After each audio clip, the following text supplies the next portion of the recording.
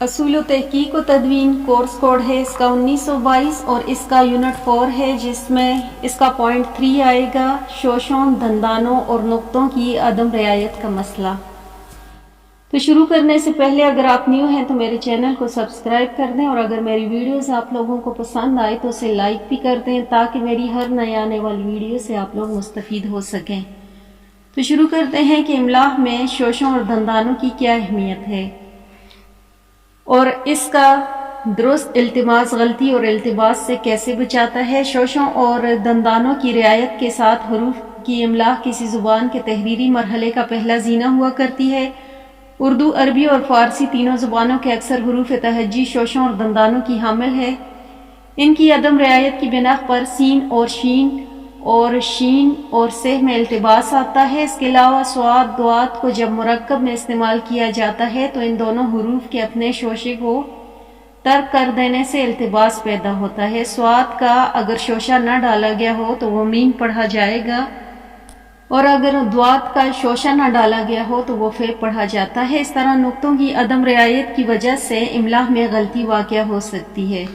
پھر اس کے بعد ہم بات کرتے ہیں اعراب و حرکات کا مسئلہ۔ اردو میں زیر، زبر، پیش و جزم اور شد وغیرہ کو اعراب کہا جاتا ہے، جبکہ عربی میں انہیں حرکات کہا جاتا ہے۔ اردو میں عموماً اعراب کا اہتمام نہیں کیا جاتا، لیکن جہاں کہیں غلطی کا امکان ہو وہاں اعراب کا التزام کرنا۔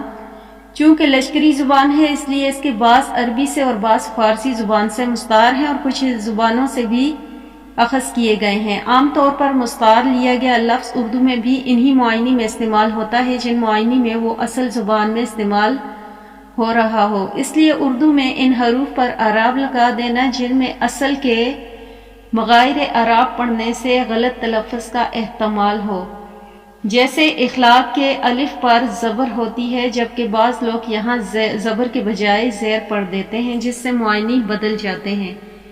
چنانچہ یہ امر نہایت اہم ہے کہ درسی کتابوں میں اعراب کا اہتمام کیا جائے، خصوصاً مشدد پر لازم لگانی چاہیے۔ اعراب کا اہتمام کرنے سے تلفظ درست ادا ہوتا ہے اور عبارت کی تفہیم آسان ہوتی ہے۔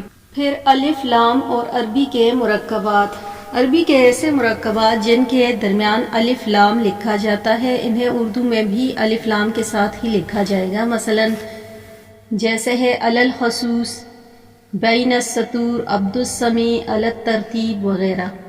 پھر اس کے بعد ہے ہائی مختفی کی جگہ الف کا استعمال۔ عربی اور فارسی کے علاوہ اردو میں مروج دیگر تمام زبانوں کے ایسے الفاظ جن کے آخر میں الف کی آواز آتی ہے اور ان کے آخر میں الف ہی لکھا جائے گا، مثلا جوشیلا، چونا، دلیا، دوپٹہ اور ڈاکیا، گھونسلا۔ تاہم ایسے الفاظ ہیں جن کے آخر میں الف لکھنے سے معنی کے التباس کا امکان ہو سکتا ہے، ان کے آخر میں ہائی مختفی لکھی جاتی ہے، مثلا آنا، یہ کرنسی کا نام ہے، اور اس کے بعد ہے آنا یعنی کہ کسی کا آنا۔ پھر اس کے بعد ہے بدلہ، اس کا مطلب ہے انتقام لینا، اور پھر دوسرا ہے بدلہ، اس کا مطلب ہے کسی کا بدل جانا۔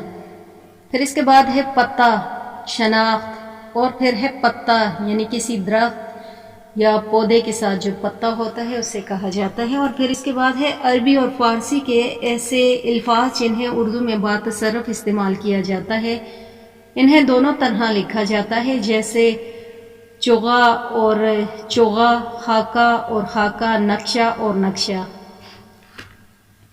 پھر اس کے بعد ہے وہ خاص اسما جو ہائی مختفی سے لکھے جا رہے ہیں، وہ بدستور اس طرح لکھے جائیں گے جیسے مانسہرہ، مکہ مکرمہ، مدینہ منورہ۔ فارسی کے کچھ الفاظ کی اردو املا گول ہے کے بجائے الف سے کی جا رہی ہے، انہیں گول ہے سے ہی لکھنا چاہیے، جیسے گلہ۔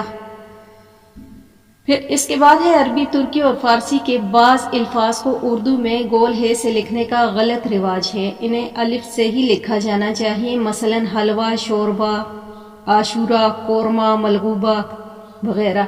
پھر حسب ذیل الفاظ کو تے کے بجائے توئیں سے لکھنا چاہیے، جیسے طوطا، تشت، تشتری، تمانچہ۔ پھر اس کے بعد املا کے اصول کون کون سے ہیں اس کا ذکر کرتے ہیں کہ پاکستان میں اردو کو بطور قومی سرکاری زبان نفاذ کو ممکن العمل بنانے کے لیے ادارہ فروغ قومی زبان काम कर रहा है। इस इदारे का क़याम 4 अक्टूबर 1979 को आईन पाकिस्तान 1973 के आर्टिकल 251 के तहत अमल में आया ताकि कौमी ज़ुबान उर्दू के बहैसियत सरकारी ज़ुबान नफाज के सिलसिले में मुश्किलात को दूर करे और इसके इस्तेमाल को अमल में लाने के लिए हुकूमत को सिफारिशात पेश करे। नीज़ मुख्तलिफ इल्मी तहकीकी और तालीमी इदारों के माबैन इश्तराक ताउन को फ़रोग़ देकर उर्दू के नफाज को मुमकिन बनाए। मुक़तदर कौमी ज़ुबान ने उर्दू इमला के कुछ असूल तय किए। इब्तदाई तौर पर इन्हें सिफारिशात का नाम दिया गया, ताहम मुक़तदर की पेश करदा सिफारिशात को अहले इल्म और तहकीकी इदारों की तरफ से कबूलियत आमा मिलने के बाद इन्हें असूल का दर्जा दिया गया। ये असूल ग़ुलाम रसूल के मकाला इमला के कायदे में बयान हुए हैं और ये मकाला मुक़तदर कौमी ज़ुबान की तरफ से शाया करदा डॉक्टर गौहर नौशाही की मुरत्तब किताब उर्दू इमला और रमूज़ औक़ाफ़ में भी शामिल है। अलावा इसी मुक़तदर कौमी ज़ुबान ही के इश्तराक से इदारा तहकीकात इस्लामाबाद के ज़ेर एहतमाम डॉक्टर MS नाज़ की मुरत्तब करदा किताब उर्दू में फ़नी तदवीन और इसके अलावा उर्दू में इमला और हिजे के मसाइल में भी इस हवाले से काफ़ी रहनुमाई मिलती है। फिर जो इन मकालात में बयान करदा उसूल हैं वो कुछ इस तरह से हैं कि जैसे अलिफ मकसूरा के बारे में अगर हम पढ़ें तो अरबी के अल्फाज जिनके आखिर में ये लिखी जाती है इस पर छोटा सा अलिफ मकसूरा आता है, मगर पढ़ते वक्त ये के बजाय अलिफ पढ़ा जाता है। इन्हें उर्दू में भी अरबी इमला के मुताबिक लिखा जाता है, अदना, आला, उला, बुशरा। फिर इस तरह से है खदीजतुल कुबरा, शम्सुल हुदा। फिर दूसरा पॉइंट है इसका अरबी के इन अल्फाज को इस तरह लिखा जाए जैसे ज़ुकात, सलावात। फिर 3 पे है कि इन तमाम सूरतों में भी अलिफ अरबी तरीके ही से लिखा जाए जैसे इलाही, इलाहियात, लिहाजा वगैरह। फिर 4 नंबर पे है कि बाज़ अरबी अल्फाज में किसी हर्फ के ऊपर खड़ी ज़बर आती है और उर्दू में इस अलिफ को मुतल्लका हर्फ के बाद मुस्तक़िल हुरूफ की हैसियत से लिख दिया जाता है। ये दोनों तरह लिखना जायज़ है जैसे इसहाक, इस्माइल, रहमान। ज़ाल और ज़ा की इमला की बात करते हैं। ज़ाल नरमी के साथ और बारीकी के साथ पढ़ा जाता है जबकि ज़ा सख्ती के साथ और बारीकी के साथ अदा होता है। ये दोनों हरूफ अरबी से मुस्तार लिए गए हैं। अरबी में इन दोनों का अलग अलग इस्तेमाल है, ताहम उर्दू में इनके इस्तेमाल में अदम तवज्जो बरती जाती है और ज़ाल की जगह ज़ा और ज़े की जगह ज़ा पढ़ा जाता है। म्यारी इमला के लिए दोनों हरूफ को दुरुस्त तौर पर इस्तेमाल करना चाहिए। चुनाचे हस्ब ज़ैल की दुरुस्त इमला ज़ाल से है जैसे पजीर आई, दर गुज़र, सरगश्त वगैरह, जबकि ज़े की दुरुस्त इमला है अज़दहाम, ज़रतश्त वगैरह। फिर इसके बाद ज़े की इमला की बात करते हैं। यह हरूफ फ़ारसी से मुस्तार लिया गया है। इसका दुरुस्त तलफ़्फ़ुज़ ये की आवाज़ के साथ है जबकि इसे अमूमन ज़े की आवाज़ से पढ़ा जाता है जो कि दुरुस्त नहीं है, मगर कुछ अल्फाज ज़े से ही लिखे जाएंगे जैसे टेलीविज़न, ज़ालाबारी और अज़दहा। फिर इसके बाद तनवीन की इमला की बात करते हैं। उर्दू में अरबी के ऐसे बहुत से अल्फाज मुस्तअमल हैं जिन पर 2 ज़बर लिखे जाते हैं और आवाज़ नून की तरह अदा होती है जैसे अमूमन, मसलन। उर्दू में ऐसे अल्फाज को लिखते हुए लफ्ज़ के आखिर में अलिफ का इजाफा करके इस पर तनवीन लगाते हैं, मसलन ज़रूरतन, आदतन, उम्दतन। फिर अरबी के ताए, मदूरा, गोल ते पर ख़त्म होने वाली अल्फाज पर जो उर्दू में छोटी गोल है से लिखे जाते हैं, इन पर अरबी कायदे से ही तनवीन लगाई जाए, मसलन इरादे से इरादतन, कुलिया से कुलियतन वगैरह। फिर इसके बाद हम हाय मखलूत की इमला की बात करते हैं जिसे 2 चश्मी है भी कहा जाता है। गुज़िश्ता सफ़हात में हमने गोल है और 2 चश्मी है की काफ़ी सारी तारीफ़ें पढ़ी और इनके इस्तेमाल में फ़र्क से भी आगाही हासिल की। चुनाचे यहाँ 2 चश्मी है के इस्तेमाल का कायदा बयान किया जाता है कि ऐसे अल्फाज जिनमें हाय मखलूत की आवाज़ हो, यानी गोल है की आवाज़ किसी दूसरे हर्फ के साथ मिलकर मुरक्कब की आवाज़ देती है जैसे भेंट है, तो ऐसे अल्फाज हमेशा हाय मखलूत यानी 2 चश्मी है से लिखे जाएंगे जैसे अभी, सभी, कभी, तुम है। मगर कुछ अल्फाज ऐसे भी होते हैं जिनके तलफ़्फ़ुज़ में हाय मखलूत की तकरार होती है, मसलन भाभी, ढंढोरा। अक्सर औक़ात लिखने में भी तलफ़्फ़ुज़ की रियायत करते हुए हाय 2 चश्मी की तकरार की جاتی ہے جو کہ درست نہیں ہے۔ درست یہ کہ تلفظ کے پیش نظر لفظ کی صرف پہلے جز میں دو چشمی ہے لکھی جائے اور دوسرا جز بغیر دو چشمی کے لکھا جائے، جیسے بھابھی کی درست املا ہے بھابی۔ اس طرح حسب ذیل بھی یوں لکھے جائیں گے کہ ڈھیٹ، ڈھنڈورا، گھونگھٹ وغیرہ۔ پھر اس کے بعد ہم بات کرتے ہیں نون غنہ کی املا کی۔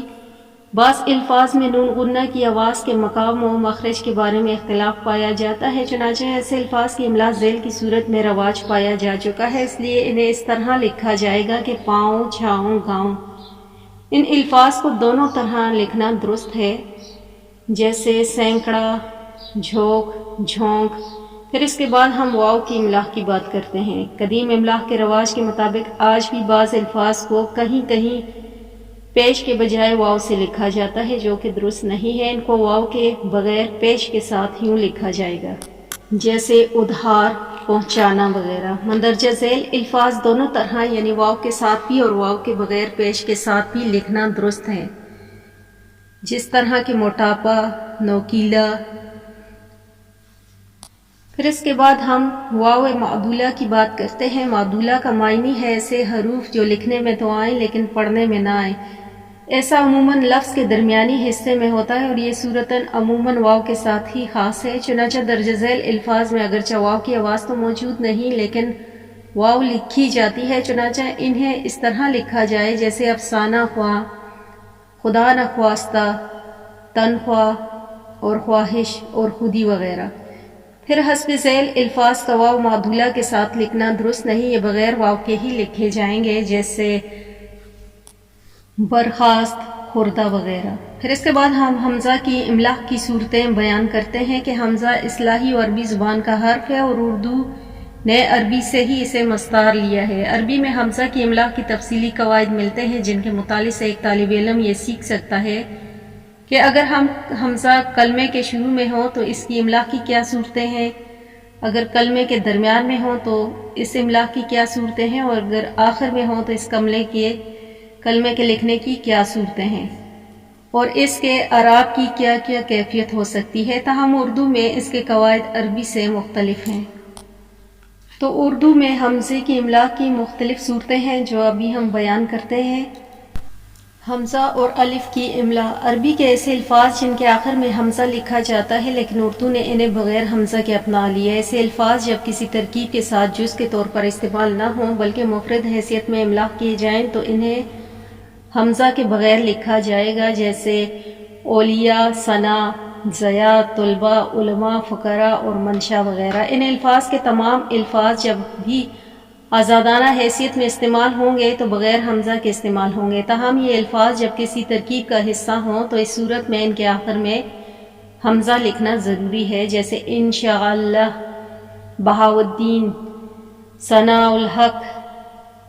پھر اس کے بعد مذکورہ بالا اور اس قبیل کے دوسرے الفاظ میں جن کے آخر میں تنوین لگ سکتی ہے ان میں حمزہ برقرار رہے گا اور تنوین حمزہ پر ہی آئے گی، جیسے ابتداً، بنان، جزان وغیرہ۔ عربی کے ایسے الفاظ جن کے درمیان الف کے اوپر حمزہ لکھا جاتا ہے اردو میں بھی انہیں اس طرح لکھا جائے گا، مثلاً تاثر، تعصب، تامل، جرات اور قرات وغیرہ۔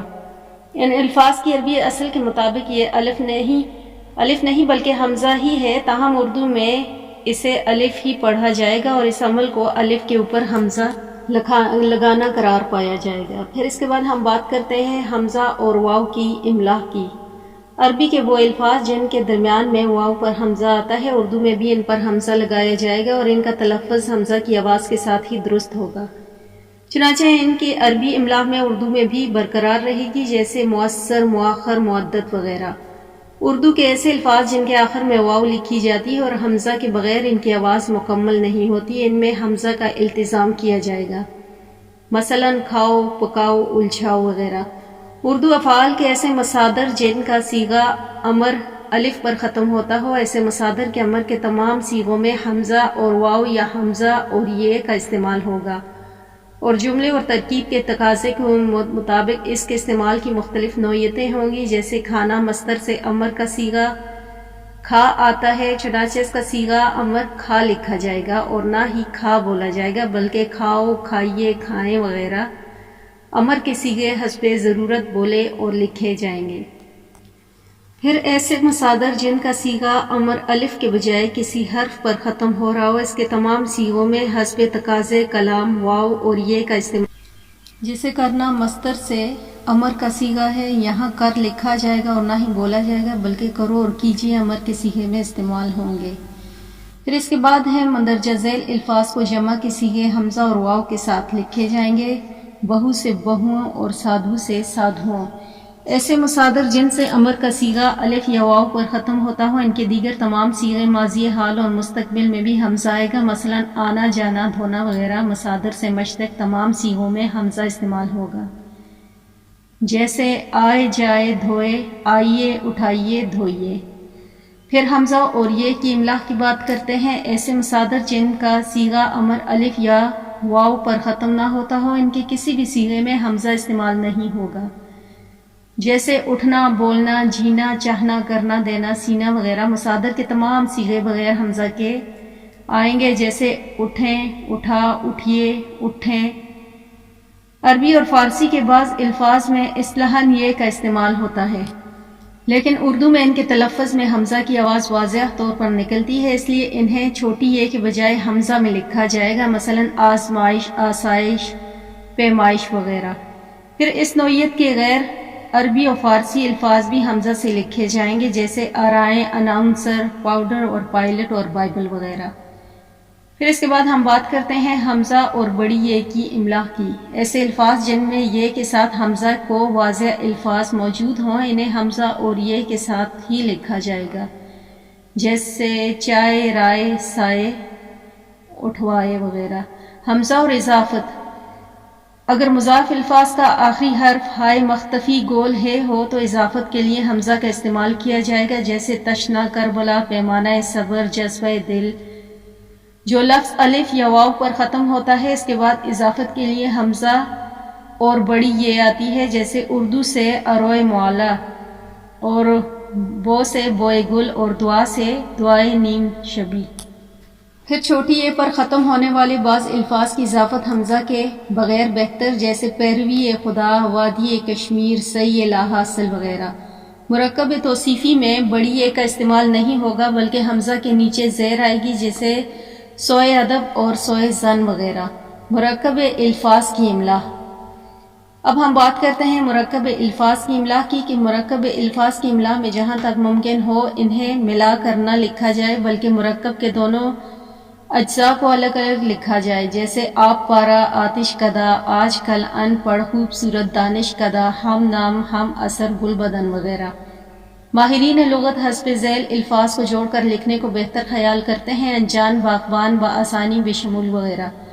انگریزی اور یورپی زبانوں کے الفاظ کو اردو میں لکھتے وقت حتی الامکان چھوٹے ٹکڑوں میں لکھنا چاہیے تاکہ پڑھنے میں سہولت ہو، جیسے انفارمل، انسٹیٹیوٹ، پارلیمنٹ، ٹیلی فون، ٹیلی ویژن۔ انگریزی کے حسب ذیل الفاظ کو جوڑ کر لکھنا مناسب ہے، جیسے station, railway, doctor, inspector, instructor. مرکب الفاظ کی املاء میں لکھنے اور پڑھنے اور سمجھنے میں آسان ہے وہ اصول ہیں جس کی بنیاد پر انہیں جوڑ کر لکھنے یا الگ الگ لکھنے کا فیصلہ کیا جاتا ہے۔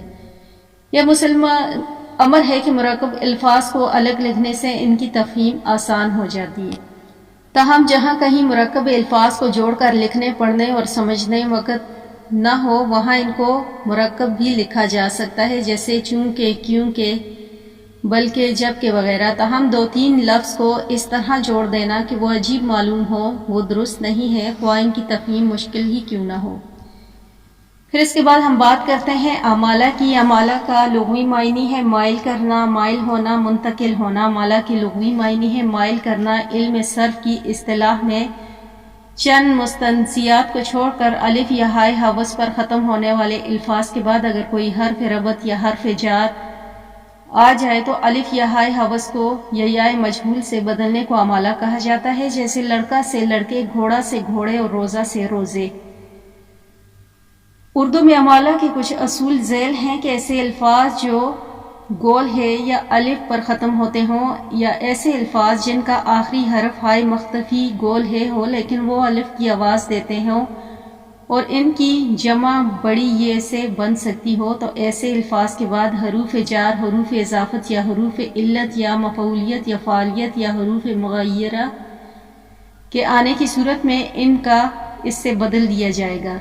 جیسے آگرہ سے آگرے کا تاج محل، اڈا سے اڈے پر، لڑکا سے لڑکے نے، مکہ سے مدینہ، مکے سے مدینے تک وغیرہ. تاہم بعض ماہرین لغت کی رائے ہے کہ اسماء علم کے آخر میں گول ہے یا الف کو بڑی یہ سے نہیں بدلا جائے گا. تاہم عربی اور فارسی کے ایسے الفاظ جو الف پر ختم ہوتے ہوں وہ امالہ قبول نہیں کرتے، جیسے دنیا، صحرا وغیرہ. تاہم مقامات اور شہروں کے ناموں کے ساتھ امالہ ہوگا. بعض ایسے مرکبات جن کے پہلے لفظ کی جمع بن سکتی ہے وہ بھی امالے کے ساتھ لکھے جائیں گے. کوئی حرف مغیرہ ان کے بعد آنے یا نہ آئے، جیسے پہرے دار، تانگے والا، رکشے والا، مقدمے باز، سٹے باز وغیرہ. مزیدار بعض ایسے الفاظ جو الف نون غنہ پر ختم ہوتے ہیں اور ان کی جمع چھوٹی یہ اور نون غنہ یعنی یہ سے بنتی ہو وہ بھی امالہ قبول کریں گے، جیسے دھوئیں سے اور کنویں سے. پھر عربی کے ایسے الفاظ جو آئین یا آئین اور گول ہے پر ختم ہوتے ہیں اور ان کے آخری آواز الف کی نکلتی ہے وہ بھی امالہ قبول کریں گے، جیسے برقے میں جمعے کو، خطے میں قلعے کے اندر، مصرے، مرکے اور مکتے اور موقع وغیرہ. پھر اس کے بعد ہم بات کرتے ہیں اعداد کی املا کی.